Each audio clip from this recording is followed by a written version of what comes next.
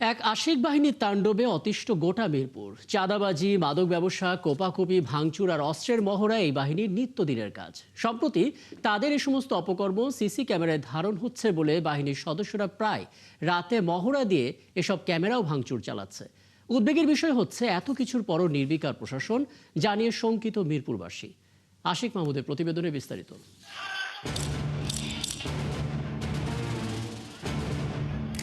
২৬ June রাত ১০টা ৫০ মিরপুরের পল্লবী থানাধীন ৩ নম্বর ওয়ার্ডের প্রান্তিক আবাসিক এলাকায় কিশোর গ্যাং সন্ত্রাসীদের তাণ্ডব।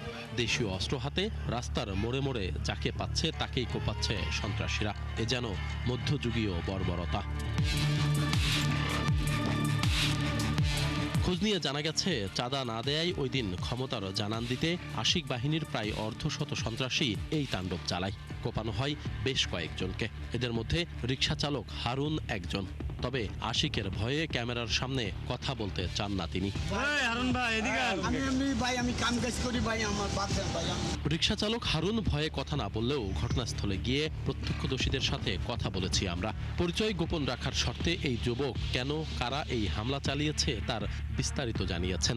এলাকা ভিত্তিক কয়েক জায়গায় কিছু চাঁদা চাইছিল, ওই চাঁদা না দেওয়ার কারণে নাকি এই মহড়াটা যা আতঙ্ক দেওয়ার মতো ওরা কর্মকাণ্ড ঘটানোর জন্য এগুলো করছিল, যাতে চাঁদাগুলো পেতে ওদের সহজ হয় আর কি। ওরা এটা শুনছি যে আশিকের ভাই বেড়াদার আর কি। স্থানীয়রা জানায়, ওই দিন ৩ ও ৫ নম্বর ওয়ার্ডে অস্ত্র নিয়ে মহড়া দেয় আশিক বাহিনীর সদস্যরা। ভাঙচুর করে বহু সিসি ক্যামেরা। সবার হাতে ছিল অস্ত্র, মুখে মাস্ক, যা দেখে উদ্বিগ্ন সাধারণ মানুষ। ১-১০০ পোলাপান সবার কাছে অস্ত্র ছিল, সবাই হাতে দেশীয় অস্ত্র। এখানে 2টা মোটরসাইকেল ছিল, তাকে হাতে মেশিন, কুস্কি মেশিন ছিল।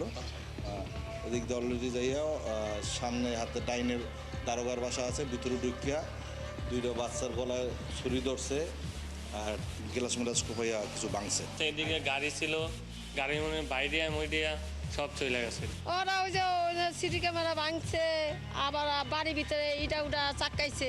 ওদের তো নির্দিষ্ট কোনো টার্গেট নাই, ওরা যাচ্ছে এখান থেকে, আপনি হেঁটে আসতেছেন, মন চাইলে আপনাকে দিয়ে দিই। শুধু সিসি ক্যামেরা ভাঙচুর না, মানুষের বাসা বাড়িতেও হামলা করে সন্ত্রাসীরা। ভাঙচুর করে ঘরের দরজা জানালা, লুটপাট করে দোকানের মালামাল। ওইদিকে তো আইসে ওর সমস্যা লিয়ে দাওটাও দামা টামা লইয়া এইখানে এই যে মালটা লিয়ে গেছে, এখানে কূপ দিছে, এরপরে এই সিট মিট সব লিয়ে গেছে। এখানে আসার পরে বলতেছি, কি বাবা কি হয়েছে, তোমরা এখানে ভাঙচুর করতে আসো কিসের জন্য?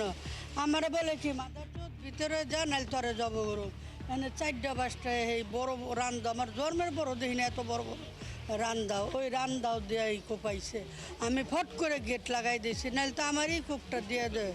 উদ্বেগের বিষয় হচ্ছে, ঘটনার দিন পুলিশের সহায়তা চেয়ে 3 বার পল্লবী থানায় ফোন করেছিলেন স্থানীয় বিএনপির এই নেতা, কিন্তু সাড়া মেলেনি। দুঃখজনক ঘটনা, 3 বার বলেছি অফিসে কেউ পাঠান, কোনো গাড়ি পাঠান, 2-3টা।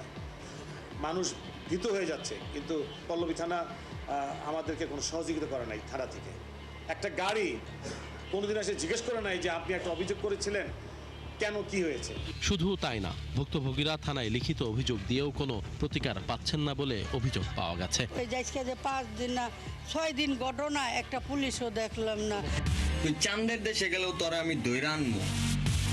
পুলিশ বলছে, আশিককে গ্রেপ্তার করতে নিয়মিত অভিযান করছেন তারা। আশিকের বিরুদ্ধে একাধিক মামলা, বেশ কিছু মামলা আছে, এবং আমরা প্রতিনিয়ত তাদেরকে ধরার জন্য বিভিন্ন জায়গায় ব্লক রেড দিচ্ছি। যেখানেই খবর পাচ্ছি যে সে থাকতে পারে, তার হোয়ার এভার্স যেখানে আছে সেটা চিহ্নিত করে আমরা ব্যবস্থা নিচ্ছি। তো আমরা ধরে ফেলবো, তাকে ধরে ফেলবেন। শিগগিরই এই গ্যাংয়ের মূল হোতা আশিক সহ সবাইকে গ্রেপ্তার করে জনমনে শান্তি ফিরিয়ে আনার দাবি মিরপুরবাসীর। আশিক মাহমুদ, ৭১, ঢাকা।